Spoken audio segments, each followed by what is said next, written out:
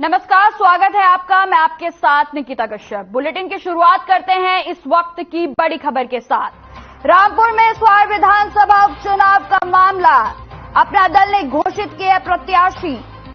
शफीक अहमद अंसारी को बनाया प्रत्याशी। पूर्व में स्वार से चेयरमैन रहे हैं शफीक अहमद अंसारी। अपना दल के राष्ट्रीय सचिव मुन्नर प्रजापति ने जारी किया पत्र। अब्दुल्ला आजम की विधायकी रद्द होने के बाद खाली हुई है सीट। इस वक्त की बड़ी खबर हम आपको बता रहे हैं। स्वार विधानसभा उपचुनाव का मामला, अपना दल ने घोषित किया प्रत्याशी। शफीक अहमद अंसारी को बनाया प्रत्याशी। पूर्व में स्वार से चेयरमैन रहे हैं शफीक अहमद अंसारी। अपना दल के राष्ट्रीय सचिव मुन्नर प्रजापति ने जारी किया पत्र। अब्दुल्ला आजम की विधायकी रद्द होने के बाद खाली हुई है सीट। तो इस वक्त की बड़ी खबर हम आपको बता रहे हैं। आप अपनी टीवी स्क्रीन पर ये तस्वीरें देख सकते हैं। स्वार विधानसभा उपचुनाव का मामला, अपना दल ने घोषित किया प्रत्याशी। शफीक अहमद अंसारी को बनाया गया है प्रत्याशी। तो इस वक्त की हम आपको बड़ी खबर बता रहे हैं। स्वार विधानसभा उपचुनाव का मामला, लखनऊ में काकोरी ब्लॉक के तहत ग्राम बाड़ागांव के प्राथमिक स्वास्थ्य केंद्र में मुख्य मेडिकल ऑफिसर इंचार्ज के पद पर तैनात पवन सिंह कई वर्षों से यहीं जमे हुए हैं और क्षेत्रीय लोगों से आए दिन अभद्रता करते हैं। क्षेत्रीय लोगों की माने तो डॉक्टर पवन सिंह मानसिक रूप से बीमार हैं और सभी को गाली गलौज देते हैं। अपने पद की धमकी देते हैं कि मेरा कोई भी कुछ नहीं बिगाड़ सकता। अपने सम्मानित उच्च अधिकारियों को भी गाली देते हैं। पत्रकारों के साथ भी आए दिन अभद्रता करते रहते हैं। ऐसे में सवाल यह है कि आखिर किसके रहमो करम से एक मानसिक रूप से बीमार डॉक्टर को मुख्य पद पर रखा गया है।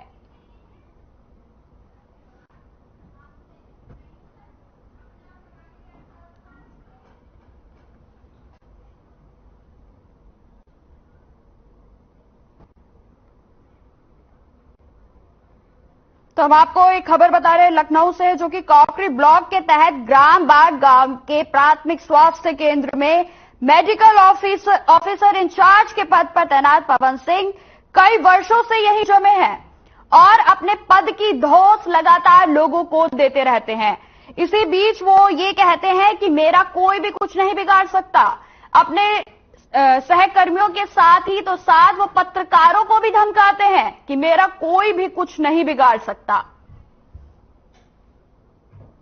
ऐसे में अब सवाल यह है कि आखिर किसके रहमो करम से मानसिक रूप से बीमार डॉक्टर को मुखिया का पद दिया गया है।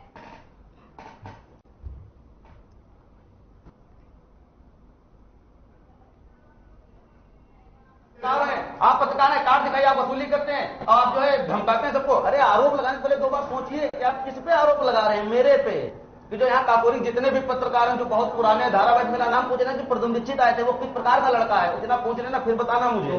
तुम पूछ लेना, हम किसी अरे तो वीडियो टेंशन न लीजिए, आप पहले मेरे बारे में भी जानते नहीं, बता रहे कि हमारे बारे में जानकारी कर लो। नाम पूछ रहे, राज यादव, सुभाष यादव, ये सब कौन है राज यादव? अरे हम नाम बोल रहे हैं, इनके साथी हैं ना, इसीलिए। तो हम आपको बता रहे हैं कि डॉक्टर किस तरीके से अपने सहकर्मियों के साथ साथ पत्रकारों को भी धमकाता हुआ नजर आ रहा है। आपको बता दें कि इस डॉक्टर की मनमानी से पूरा स्टाफ जो है वो बेहद परेशान है और लगातार इसके खिलाफ जो है शिकायतें सामने आती रहती हैं। लेकिन इसके बाद भी ये बड़ा सवाल है कि कैसे अपने पद पर बने हुए हैं और वो भी अब से नहीं, तकरीबन पता नहीं कितने सालों से वो अपनी इस सीट को जमाए हुए हैं।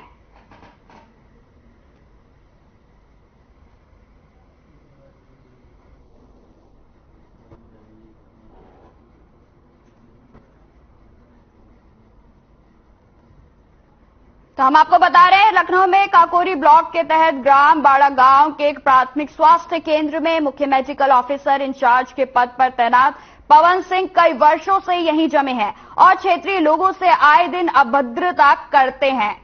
क्षेत्रीय लोगों की माने तो डॉक्टर पवन सिंह मानसिक रूप से बीमार हैं और सभी को गाली गलौज देते हैं और अपने पद पे ही धमकी देते हैं कि मेरा कोई भी कुछ नहीं बिगाड़ सकता। अपने सम्मानित उच्च अधिकारियों को भी वे गाली देते हैं। पत्रकारों के साथ भी आए दिन अभद्रता करते रहते हैं। अब ऐसे में बहुत बड़ा सवाल उठता है कि आखिर किसकी वजह से, क्या कारण है ऐसा कि एक मानसिक रूप से बीमार डॉक्टर को मुख्य पद पर रखा गया है।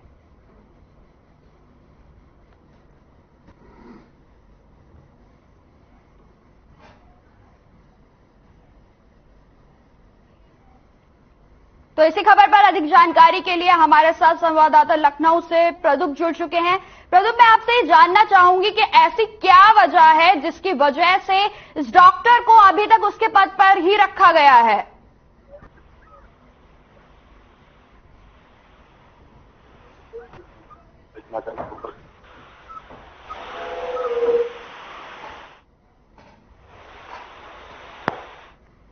शायद अभी हमारे संवाददाता से हमारा संपर्क नहीं हो पा रहा है, लेकिन हम आपको लगातार बता रहे हैं कि स्वास्थ्य केंद्र में एक मेडिकल ऑफिसर इंचार्ज के पद पर तैनात है पवन सिंह, जो कि वर्षों से यहीं पर जमे हुए हैं और उनकी दादागिरी इस हॉस्पिटल में आम लोगों से लेकर, मरीजों से लेकर बड़े अधिकारियों तक जो है देखने को मिलती है और वो बार बार धमकाते हुए कहते हैं कि मेरा यहां पर कोई भी कुछ नहीं बिगाड़ सकता।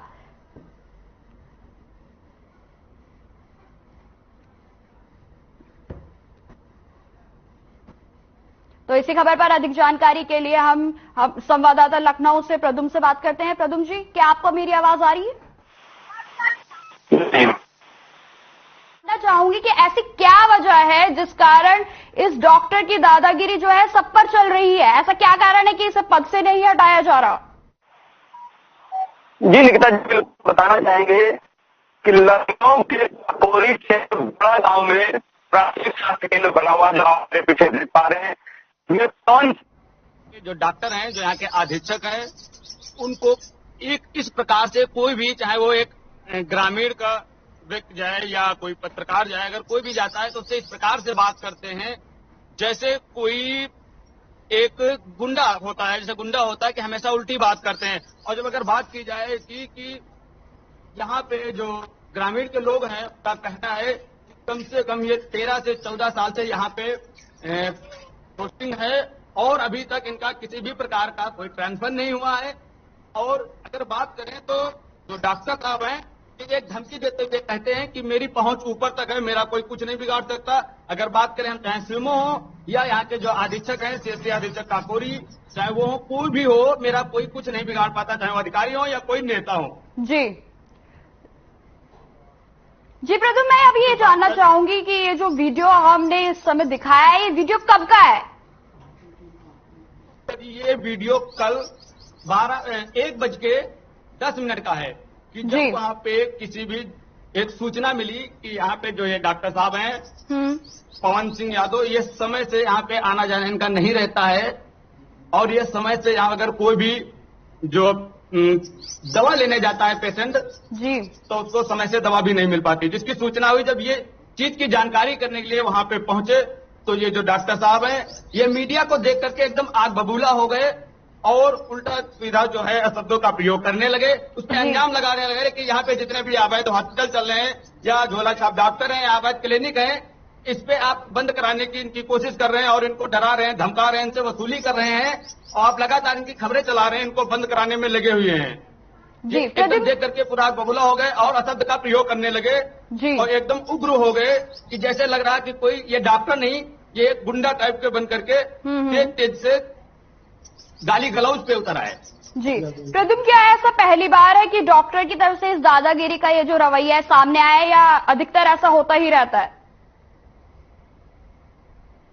बिल्कुल, ये पहली बार नहीं ऐसा हुआ है। अगर हम सूत्रों की माने तो यहाँ पे ग्रामीणों का कहना है कि कोई भी यहाँ पे दवा लेने जाता है तो उससे भी ऐसा ही बर्ताव करते हैं और ये हमेशा ये हमेशा वहां जो डॉक्टर रूम में बैठ करके धूम्रपान हमेशा ये करते रहते हैं, कहीं सिगरेट पी रहे हैं तो कहीं चरस पी रहे हैं, ऐसे हमेशा ये बातें सुनने को मिलती हैं और ये सेवन करते रहते हैं। उससे इनका जो दिमाग है वो हमेशा डिस्टर्ब रहता है और कोई भी अगर वहां पे पेशेंट जाता है तो उससे हमेशा अशब्द का प्रयोग करते हुए उस पर हमेशा ये टूट पड़ते हैं, उग्र हो जाते हैं और उसको यहाँ से भगा देते हैं। जी प्रदीप, मैं ये जानना चाहूंगी कि अभी तक इस डॉक्टर के खिलाफ कोई आधिकारिक मतलब कोई एक्शन लिया गया है क्या प्रशासन की ओर से? अभी तक किसी भी प्रकार का कोई भी कार्रवाई नहीं की गई है और चाहे वो सीएमओ साहब हो या यहाँ के काकोरी अधीक्षक, उनसे मैंने जब बात करना चाहा तो उन्होंने ये कहा कि ये काफी समय से दिमाग से हमेशा डिस्टर्ब रहते हैं और इनके दिमाग की जो है थोड़ा प्रॉब्लम है। लेकिन इसमें कहीं ना कहीं एक बात ये सोचने वाली है कि जब एक डॉक्टर ही दिमाग से थोड़ा दिक्कत में है या कुछ बिल्कुल मेंटली दिक्कत है तो वो आम जनमानस का क्या इलाज करेगा जो एक डॉक्टर को ही दिमाग से प्रॉब्लम है। जी, इसमें एक सोचने वाली बात है, देखने वाली बात है कि वो किस प्रकार से मरीजों का इलाज करेगा। कभी उल्टा सीधा इंजेक्शन दे सकता है, गलत दवाई दे सकती है, उससे उसकी मृत्यु हो सकती है। जब एक डॉक्टर ही नहीं है, उसका दिमाग भी नहीं सही है डॉक्टर का, तो आम जनमानस का क्या इलाज कर सकता है। बिल्कुल प्रदीप, तमाम जानकारी के लिए आपका बहुत बहुत धन्यवाद। बढ़ते आगे, बदायूं जिले में एक दर्दनाक हादसा हो गया जहां ट्रक और मैजिक टेम्पो की हुई जोरदार टक्कर में 3 लोगों की मौके पर ही मौत हो गई और एक युवक गंभीर रूप से घायल हो गया जिसे इलाज के लिए जिला अस्पताल में भर्ती कराया गया। बता दें कि फेसगंज में ट्रक और टाटा मैजिक टेम्पो की टक्कर हुई थी जिसमें भूसे से भरा ओवरलोड ट्रक अनियंत्रित होकर फेसगंज की तरफ से आ रहे मैजिक टेम्पो में जा घुसा, जिसमें टेम्पो सवार 3 लोगों की मौके पर ही मौत हो गई है। वहीं इस हादसे में मैजिक टेम्पो ड्राइवर की शिनाख्त नहीं हो सकी है और घायल इजहान को इलाज के लिए भर्ती कराया गया है। वहीं सड़क हादसे की सूचना पर पहुंची पुलिस ने 3 शवों को कब्जे में लेकर पोस्टमार्टम के लिए भेजा है।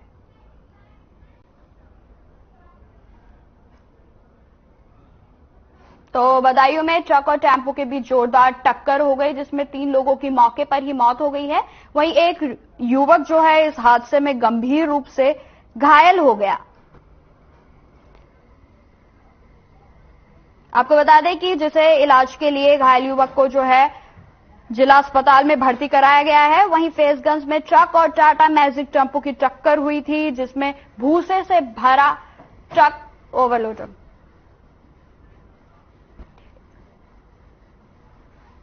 इसी खबर पर अधिक जानकारी के लिए हमारे संवाददाता विजय कुमार हमारे साथ जुड़ चुके हैं। विजय, अभी इस खबर पर पूरा क्या ताजा अपडेट मिल रहा है? देखिए, आपको बता दूं कि जिले के फैजगंज थाना क्षेत्र में एक ट्रक जो था वो भूसा भर के और एक मैजिक से टकराया है जिनमें 3 लोगों की ऑन स्पॉट मौत हो गई थी। इसमें ताजा अपडेट, जो लोग घायल हैं उनको जिला अस्पताल भर्ती कराया गया है। बाकी अब 3 शवों को जो है पुलिस ने कब्जे में लेकर के पीएम के लिए भेज दिया है। बाकी जो इस तरह के तेज गति से चलने वाले जो ट्रक था वो भूसा भरा हुआ था, तो ये कहा जाए तो बदायूं में एक बड़ा हादसा जो है इससे और अनियंत्रित होकर के ये ट्रक जो है उसमें घुसा था। जी, क्या हादसे में जितने भी शव हैं और जो युवक हैं जो घायल हुए हैं, क्या सबकी पहचान हो चुकी है? हाँ जी, बिल्कुल। देखिए, जिस तरह से ये जो टेम्पो में जो लोग जा रहे थे मैजिक में भर करके, तो ये इन लोगों के परिजनों को बुला करके और पोस्टमार्टम की तैयारी की जा रही है और बाकी सारे लोग जो है वही गांव के रहने वाले हैं और जो मैजिक से जो है शहर जा रहे थे। जी विजय, तमाम जानकारी के लिए आपका बहुत बहुत धन्यवाद। अगली खबर लखनऊ से इस वक्त की बड़ी सामने आ रही है। बता दें कि सीएम सामूहिक विवाह योजना में भ्रष्टाचार, एडीओ और बीडीओ पर लगा भ्रष्टाचार का आरोप। ब्लॉक प्रमुख रामदेवी ने मुख्यमंत्री को लिखा पत्र। प्रत्येक जोड़ों के नाम से आते हैं 50,000 रुपए। एडीओ बीडीओ ने पैसा निकाल कर लिया बंदर बांट। तो इस वक्त की बड़ी खबर हम आपको बता रहे हैं जो कि लखनऊ से सामने आ रही है, जिसमें सीएम सामूहिक विवाह योजना में भ्रष्टाचार हुआ है।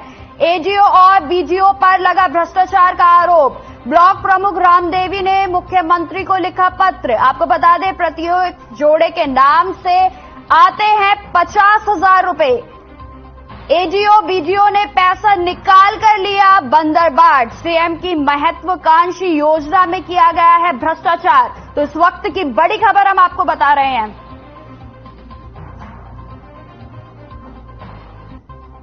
तो इस वक्त की बड़ी खबर हम आपको बता रहे हैं जो कि लखनऊ से सामने आ रही है। सीएम सामूहिक विवाह योजना में भ्रष्टाचार। एडीओ और बीडीओ पर लगा भ्रष्टाचार का आरोप। ब्लॉक प्रमुख रामदेवी ने मुख्यमंत्री को लिखा पत्र। प्रत्येक जोड़े के नाम से आते हैं 50,000 रुपए। तो हम आपकी टीवी स्क्रीन पर ये तस्वीरें दिखा रहे हैं।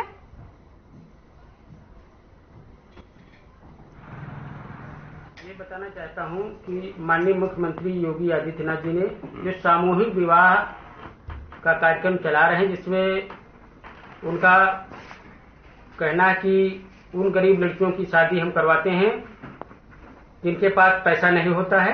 इसमें माननीय मुख्यमंत्री जी द्वारा, सरकार द्वारा 51,000 रुपए दिए जाते हैं।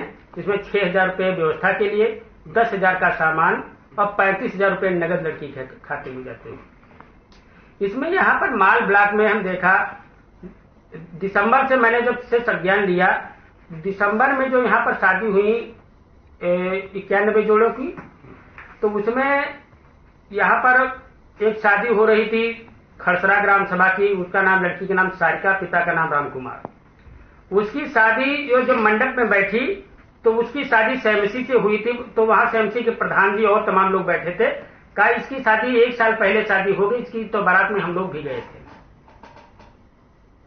बढ़ते हैं आगे। महोबा की बदहाल स्वास्थ्य सेवाओं के लिए जिम्मेदार, वर्षों से ड्यूटी से गायब रहने वाले डॉक्टरों पर डिप्टी सीएम की कार्यवाही का डंडा चला है।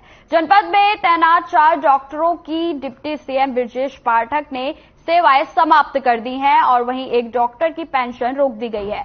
वर्षों से अनुपस्थित चल रहे इन डॉक्टरों की शिकायत मिलने पर यह कड़ा कदम उठाया गया है। बीते दिनों डिप्टी सीएम ब्रजेश पाठक ने महोबा दौरे में डॉक्टरों की अनुपस्थिति की शिकायत हुई थी, जिस पर सभी को निलंबित कर दिया गया। डिप्टी सीएम की कार्यवाही से स्वास्थ्य महकमे में हड़कंप मचा हुआ है और उम्मीद जताई जा रही है कि हटाए गए डॉक्टर्स के स्थान पर जनपद के नए डॉक्टर की तैनाती हो सकती है। इस मामले को लेकर सीएमओ डॉक्टर डीके गर्ग बताते हैं कि मीडिया से उन्हें ये जानकारी मिली है कि ड्यूटी से गायब रहने वाले डॉक्टरों पर डिप्टी सीएम ने कार्यवाही की है और ये वो डॉक्टर थे जो काफी टाइम से अपनी ड्यूटी पर तैनात नहीं थे।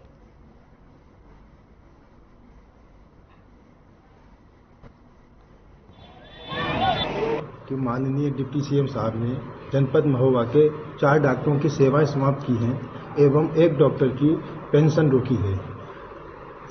मुझे जो नाम मेरी जानकारी में आए हैं वो हैं डॉक्टर अनिल कुमार, डॉक्टर सरिता कटियार, डॉक्टर सुशील कुमार और डॉक्टर देवेंद्र कुमार। इन 4 लोगों की सेवाएं समाप्त की गई हैं एवं डॉक्टर प्रवीण कुमार की पेंशन रोकी गई है। मैंने अपने ऑफिस का रिकॉर्ड निकाल कर देखा है, तो ये जिन डॉक्टर्स की सेवा समाप्त की गई है, ये लॉन्ग एब्सेंटी डॉक्टर्स हैं जो 8-10 साल से अपनी सेवा से अनुपस्थित थे।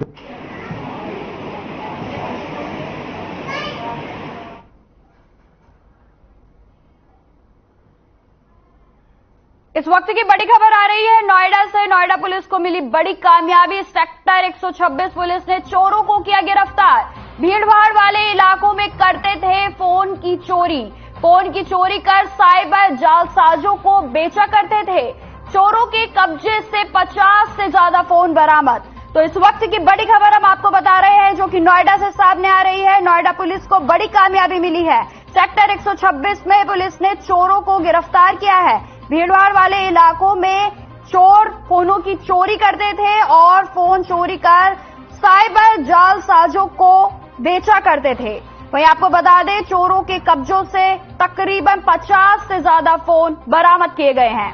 इस वक्त की बड़ी खबर हम आपको बता रहे हैं, नोएडा पुलिस को बड़ी कामयाबी हाथ लगी है। सेक्टर 126 में पुलिस ने चोरों को गिरफ्तार किया है।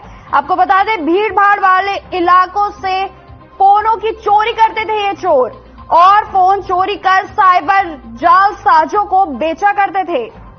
वहीं आपको बता दें, चोरों के कब्जे से तकरीबन 50 से ज्यादा फोन बरामद किए गए हैं। तो इस वक्त की बड़ी खबर हम आपको बता रहे हैं, नोएडा पुलिस के हाथ बड़ी कामयाबी लगी है, जिसमें नोएडा पुलिस की ओर से फोन चोर के गिरोह को गिरफ्तार किया गया है। सेक्टर 126 में पुलिस ने चोरों को गिरफ्तार किया है। आपको बता दें कि भीड़ भाड़ वाले इलाकों में ये चोर चोरी करते थे।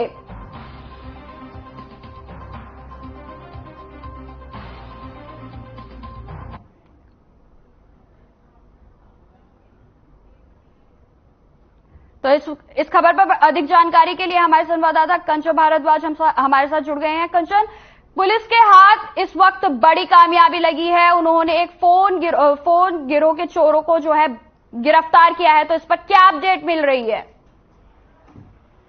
देखिए, नोएडा की सेक्टर 126 पुलिस को एक ये बड़ी सफलता हाथ लगी है, और मैं आपको बता दूं कि पुलिस ने कैसे गैंग के 2 साथी लोगों को गिरफ्तार किया है, जो कि भीड़ भाड़ वाले इलाकों में जाकर मोबाइल चोरी घटनाओं को अंजाम दिया करते थे। और मैं आपको बता दूं कि ये जो मोबाइल चोर थे, ये झारखंड और मेवात में जाकर ये फोनों को बेचा करते थे, और इन फोनों का जो इस्तेमाल होता था वो साइबर फ्रॉड में हुआ करता था। जी कंचन, अगर बात की जाए कि ये भीड़ भाड़ वाले इलाकों को जो है निशाना बनाते थे, तो अब तक कहां जो है ऐसी वारदातें अधिकतर देखने को मिलती हैं? देखिए, नोएडा, दिल्ली, एनसीआर में ये जो गैंग था, इससे लगातार आतंक था, और ये नोएडा एनसीआर में इससे मेट्रो और जहां पर भीड़ भाड़ बाजार थी, मार्केट थी, वहां पर ऐसी घटनाओं को अंजाम दिया करते थे, जो वहां पर चुपचाप फोन चोरी कर लिया करते थे। अभी इस गैंग के 2 लोग गिरफ्तार किए हैं, और कहीं ना कहीं ये देखा जा सकता है कि ये जो गैंग था काफी दिनों से सक्रिय चल रहा था दिल्ली, एनसीआर, नोएडा में, और नोएडा में ऐसी कई घटनाओं को अंजाम दे चुके हैं। इनके कब्जे से 53 मोबाइल फोन बरामद किए हुए हैं। आप यहीं से अंदाजा लगा सकते हैं कि अगर 53 फोन मोबाइल बरामद किए हैं तो ये कितना बड़ा गैंग हो सकता है, और दिन में कितनी ये चोरी किया करते थे। जी कंचन, तमाम जानकारी के लिए आपका बहुत बहुत धन्यवाद।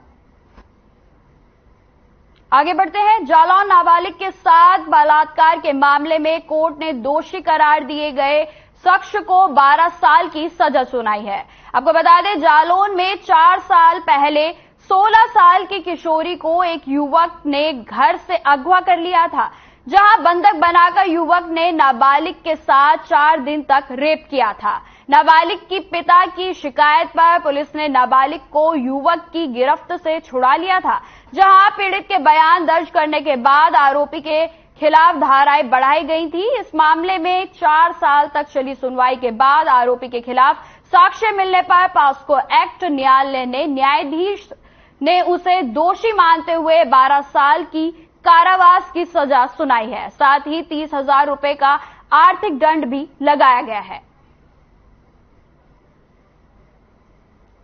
ये घटना दिनांक 26/7/2019 की है।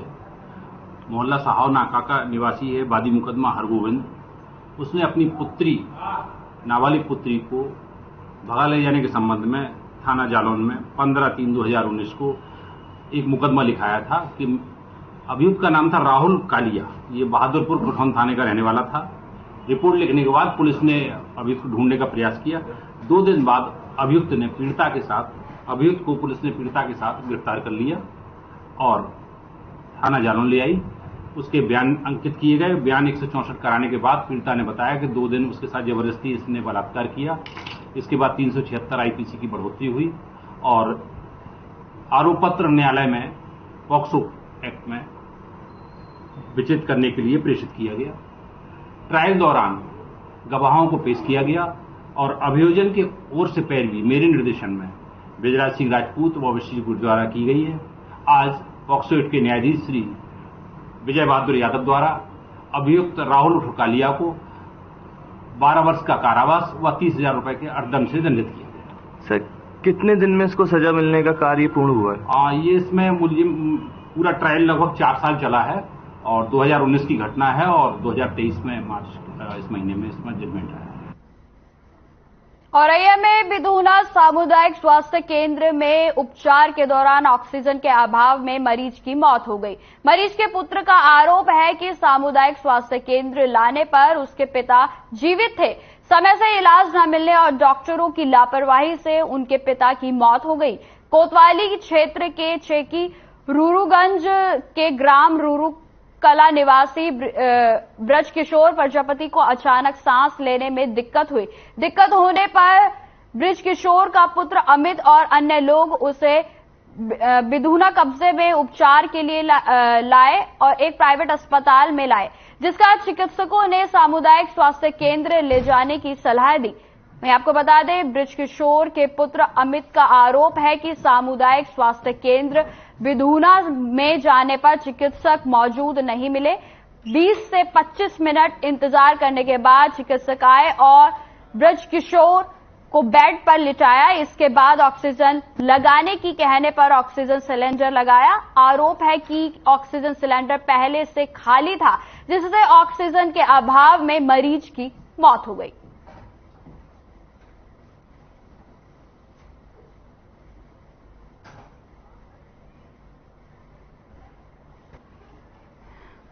मामला सर ये है, मैं अपने डैडी को लेके आया था। कहाँ पे? सबसे पहले मैं लेके आया था उसके आरडी मिश्रा के यहाँ। तो वहाँ उन्होंने बोला ऑक्सीजन लगवाएंगे। तो ऑक्सीजन के लिए यहाँ आया तो 10 मिनट में। कहाँ पे आए थे? सरकारी अस्पताल बिधूना। हाँ। ठीक है, सरकारी अस्पताल में आया तो बाहर मेरे पापा 10 मिनट बैठे रहे बाहर से। बिधूना क्या मामला है? मामला ताऊ जी की तबीयत खराब थी तो घर से 2-2:30 बजे करीब चला आरडी मिश्रा बिधूना उनके पास। तो बीपी चेक किया, बोले सरकारी अस्पताल में जाओ और बिधूना अस्पताल। हाँ, बिधूना सरकारी अस्पताल में जाओ, ऑक्सीजन लगवाओ जा करके। हाँ, तो यहाँ बिधूना सरकारी अस्पताल में 3 और 4 बजे के बीच में आया तो यहाँ पे डॉक्टर साहब ऑफिस में नहीं थे। हाँ, तो 15-20 मिनट के बाद डॉक्टर साहब आए। डॉक्टर साहब, अभी एक पेशेंट आया था, क्या है पूरा मामला? अभी एक पेशेंट आया था जिनका नाम ब्रज किशोर प्रजापति है और उनकी उम्र लगभग 58 साल है। उनके लड़के के द्वारा लाया गया था, अमित कुमार के द्वारा। यहाँ रहने वाले रूरू कला के हैं और जब यहाँ पे लाया गया तो प्राइमरी जांच के बाद देखा गया कि वो मृत है, यानी कि पेशेंट यहाँ पे ब्रॉड डेड आया था। प्राइमरी जांच हमने की उसकी।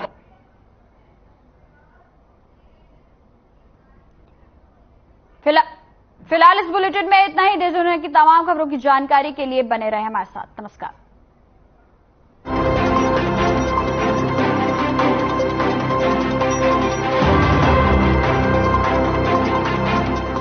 घुटना, कंधा या कमर, चाहे जैसा हो